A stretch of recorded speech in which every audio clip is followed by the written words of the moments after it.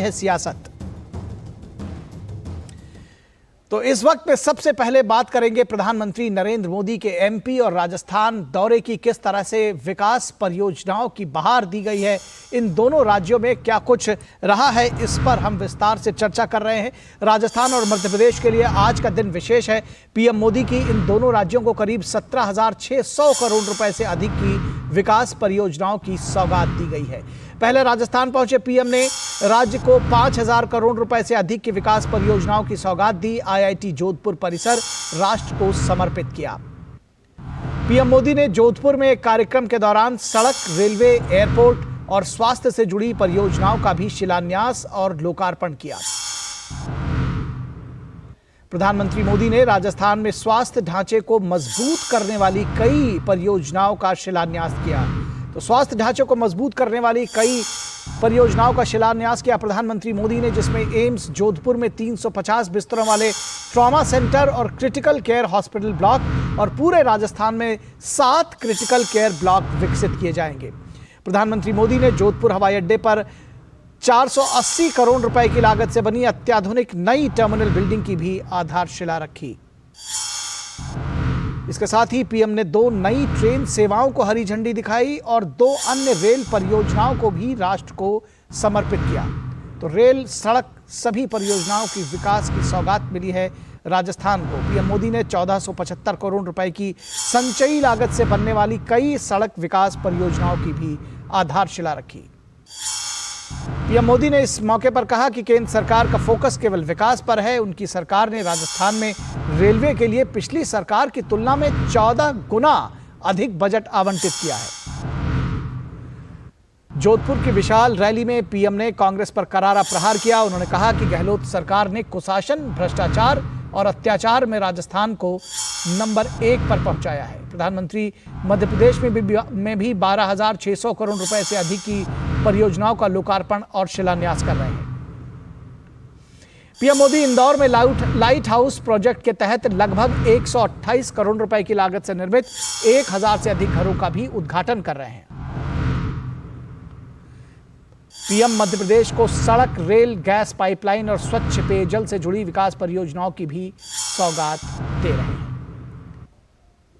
तो कुल मिलाकर आपने देखा कि किस तरह से राजस्थान और मध्य प्रदेश के लिए आज का दिन विशेष है। और प्रधानमंत्री नरेंद्र मोदी ने राजस्थान में लगातार बिगड़ते धार्मिक सौहार्द को लेकर भी अशोक गहलोत की सरकार पर निशाना साधा। उन्होंने कहा कि रामनवमी, हनुमान जयंती, परशुराम जयंती, कोई भी त्योहार ऐसा नहीं होता है जिसमें राजस्थान में पत्थरबाजी की खबरें ना आती हों। जब जोधपुर दंगों की आग में जल रहा था, तब यहां के मुख्यमंत्री क्या कर रहे थे? जब यहां हिंसा हो रही थी, निर्दोष लोग मारे जा रहे थे, तो कांग्रेस के नेता क्या कर रहे थे? क्या कांग्रेस की पहली और आखिरी नीति सिर्फ और सिर्फ तुष्टीकरण ही है क्या? रामनवमी, परशुराम जयंती, हनुमान जयंती, कोई भी त्योहार ऐसा नहीं है जिसमें राजस्थान से पत्थरबाजी की खबरें न आती हो। और अपने संबोधन में प्रधानमंत्री ने कहा कि कांग्रेस ने भ्रष्टाचार और दंगों में राजस्थान को टॉप पर पहुंचा दिया है, इसलिए अब लोग कांग्रेस को नकारते हुए भाजपा को सत्ता में लेकर आएंगे। कांग्रेस ने भ्रष्टाचार और दंगों के मामले में राजस्थान को देश में टॉप पर पहुंचा दिया है। कांग्रेस ने महिलाओं और दलितों के विरुद्ध अत्याचार के मामले में राजस्थान को नंबर 1 बना दिया है। कांग्रेस ने नशे के कारोबार को कैसे खुली छूट दे दी है, वो भी राजस्थान का बच्चा बच्चा जानता है। क्या इसलिए आपने कांग्रेस को वोट दिया था? क्या ये बर्बादी करने के लिए कांग्रेस को वोट दिया था? ये राजस्थान को तबाह करने के लिए कांग्रेस को वोट दिया था? ये राजस्थान को लूटने के लिए कांग्रेस को वोट दिया था।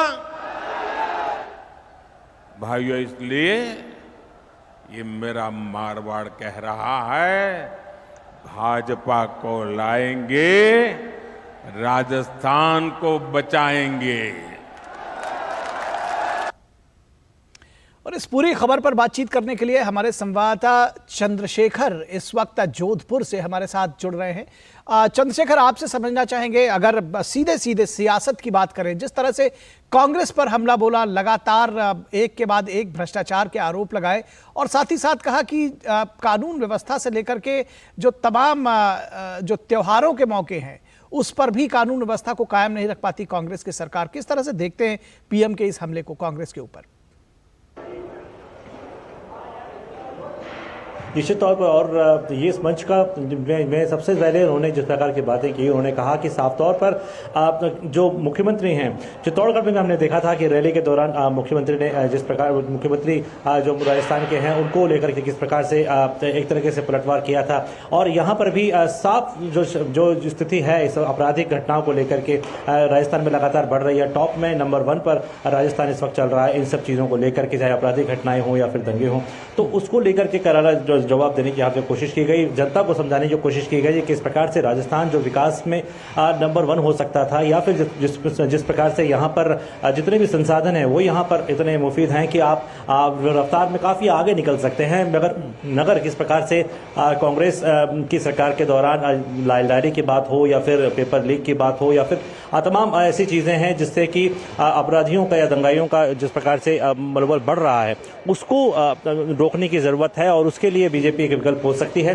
तो ये तमाम जो परिदृश्य यहाँ पर देखने को मिल रहे हैं उसको सीधे तौर पर जनता के सामने जो संवाद उन्होंने किया, तो इन चीज़ों को उन्होंने सामने रखा, और निश्चित तौर पर ये जब आने वाले चुनाव जब राजस्थान में होंगे तभी ये तमाम जितने मुद्दे हैं ये उठाए जाएंगे, और यही मुद्दे जो हैं इस वक्त तस्वीर भी एक पेश करते हैं राजस्थान की कि किस प्रकार जिस प्रकार से उन्होंने कहा कि जो धार्मिक जो त्योहार होते हैं उस दौरान भी इस प्रकार की जो घटनाएं हैं देखने को मिल रही है। जोधपुर एक शांत शहर जिस प्रकार से हुआ करता था, वो शहर अब जिस प्रकार से इन चीज़ों के लिए फेमस हो रहा है या इन चीज़ों के लिए एक तरीके से बदनाम हो रहा है, तो ये जो समीकरण है इसको बदलने की ज़रूरत है और निश्चित तौर पर इस पर काम करने की ज़रूरत है।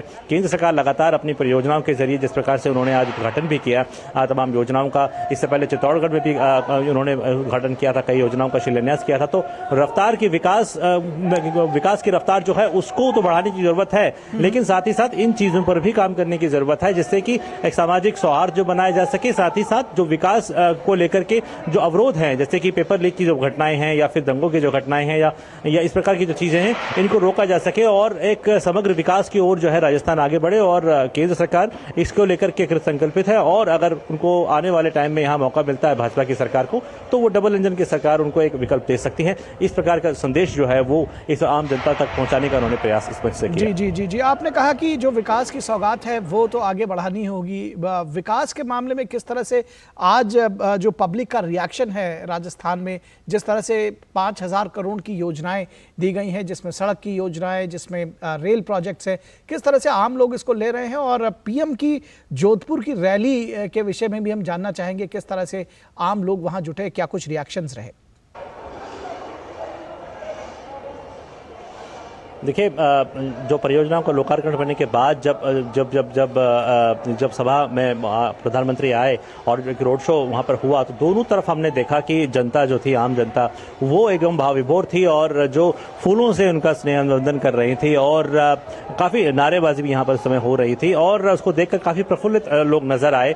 और जब वो मंच से जब भाषण भी दे रहे थे उस वक्त भी लोगों का जोश देखने को बनता था। एकदम पीपल टू पीपल कॉन्टैक्ट जिसकी बात करते हैं वो यहाँ पर देखने को मिल रहा था। सवालों के जवाब जनता दे रही थी और जिस प्रकार से परियोजना की जो बात है, तो तमाम ऐसी परियोजनाएं हैं जैसे कि हमने रिपोर्ट में भी कहा कि ट्रॉमा सेंटर का यहाँ पर जो से शिलान्यास हुआ है वो आप मान के चलें निखिल, क्योंकि ये एक सामरिक क्षेत्र से बहुत महत्वपूर्ण क्षेत्र आ जाता है जोधपुर, और अगर ऐसे भविष्य में ऐसी कोई आवश्यकता पड़ती है, युद्ध की स्थिति या ऐसी कोई स्थिति पड़ती है, तो ऐसे में इसके आसपास के अत्याधुनिक अस्पताल की सेवाएं होना बहुत जरूरी था। और ट्रॉमा सेंटर की अगर बात करें तो वो इसलिए लिहाज से भी बहुत जरूरी है क्योंकि आसपास के जो इलाके हैं वहां पर जो स्वास्थ्य सेवाएं हैं उनको बेहतर करने के लिए जो दबाव लगातार आसपास के राज्यों में बढ़ता था वो अब कुछ कम होगा, तो उससे भी यहाँ के लोगों को काफी फायदा होने जा रहा है। ट्रेन की कनेक्टिविटी जो है वो दिल्ली एनसीआर क्षेत्र तक अब जोधपुर के लोगों की हो जाती है। अगर वो रेवाड़ी तक आते हैं तो उसके आप मान सकते हैं कि ये कनेक्टिविटी का ये बहुत अच्छा ये एक साइन है, क्योंकि 1 घंटे से 2 घंटे के बीच में जयपुर से लेकर के जोधपुर की कनेक्टिविटी भी जो है वो उसमें समय में कमी आती है। और इसके अलावा जो IIT जोधपुर है वो एक एक्सीलेंस है एजुकेशन को लेकर के, जैसे प्रधानमंत्री ने भी कहा कि राजस्थान ने डॉक्टर और इंजीनियर्स दिए हैं पूरे देश को, कोटा में जिस प्रकार से जब बच्चे जब ट्रेनिंग करते हैं उस हिसाब से, तो ये चीजें जो हैं वो अब राजस्थान को एक अलग विकास की रफ्तार की तरफ लेकर के जा रही है। और उसमें एक बूस्टर की डोज हिसाब कह सकते हैं, जैसे पहले चित्तौड़गढ़ में मिली और यहाँ पर देखने को मिल रही है। तो इससे विकास की रफ्तार पर राजस्थान जो है वो आगे बढ़ेगा। और भी जो तमाम योजनाएं हैं वो इसी संकल्प के साथ आगे बढ़ती हैं कि जितनी भी संभावनाएं राजस्थान में हैं, जैसे पर्यटन को क्षेत्र को लेकर के अगर की जाए तो वो भी एक बड़ी संभावना यहाँ पर राजस्थान में है। तो उसमें भी कनेक्टिविटी हो, लोगों तक उसकी पहुंच हो, साथ सुविधाएं बेहतर हो। एयरपोर्ट की उन्होंने बात की कि अगर काफी सारा फुट स्टेप वहां पर होते हैं तो फिर उससे लोग यात्री आने में हिचकिचाते हैं। तो ऐसे में अगर एयरपोर्ट का अगर सौंदर्यीकरण होता है या फिर विस्तारीकरण होता है तो इससे भी एक इंफ्रास्ट्रक्चर जो है वो बेहतर बनेगा। तो समग्र इंफ्रास्ट्रक्चर की अगर बात की जाए, स्वास्थ्य सेवाओं की बात की जाए, पर्यटन की बात की जाए, शिक्षा की बात की जाए, आवाजाही की बात की जाए, NH हाईवे की बात की जाए, तो इन सब चीजों को लेकर के एक विकास की सौगात जो है वो प्रधानमंत्री ने दी है। और निश्चित तौर पर ये एक बूस्टर साबित हो सकता है राजस्थान के लोगों के लिए। जी निश्चित तौर पर। तो कहीं ना कहीं इलेक्शन का टोन और मोड भी सेट किया प्रधानमंत्री ने, और जो विकास की तमाम जो परियोजनाएं दी उसको भी कहा जाए कि विकास के पथ पर कई कदम आगे बढ़ा है राजस्थान। इस लिहाज से भी बहुत शुक्रिया इस तमाम बातचीत और जानकारी के लिए, हमारे साथ जुड़ने के लिए चंद्रशेखर। और रुकेंगे एक छोटे से ब्रेक के लिए। ब्रेक के बाद जब वापस लौटेंगे तो आपको बताएंगे कि भ्रष्टाचार